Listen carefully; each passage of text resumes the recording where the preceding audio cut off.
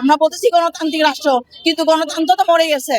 গণতন্ত্রের নামে আছে, শাব্দিক গণতন্ত্র আছে, প্র্যাকটিক্যাল গণতন্ত্র কোথায়? যদি প্র্যাকটিক্যাল গণতন্ত্র থেকেই থাকতো, তাহলে রাষ্ট্রের মধ্যে কেমনে একটা মানুষকে খুন করে? তাহলে রাষ্ট্রের মধ্যে কেমনে দুর্নীতি হয়, কেমনে চাঁদাবাজি হয়, কেমনে লুট হয়, কেমনে সন্ত্রাসী হয়, কেমনে দুর্নীতি হয়, কেমনে কিশোর ক্রিয়েট হয়, কেমনে মাদকাসক্ত হয় পুরো রাষ্ট্রের মধ্যে, কেমনে সুইস ব্যাংকের টাকা এখান থেকে ট্রান্সফার হয়ে যায়। তার মধ্যে মানে হচ্ছে গণতন্ত্র শাব্দিক অর্থে আছে, প্র্যাকটিক্যাল গণতন্ত্র নাই।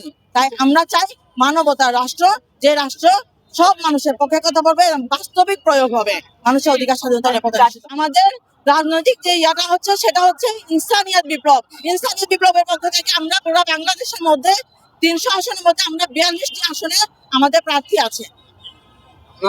কারোর সাথে জোট করেছেন না, আমরা মানবতার রাজনীতি, আমরা কখনো সৌর রাজনীতির কারোর সাথে জোট করতে পারি না।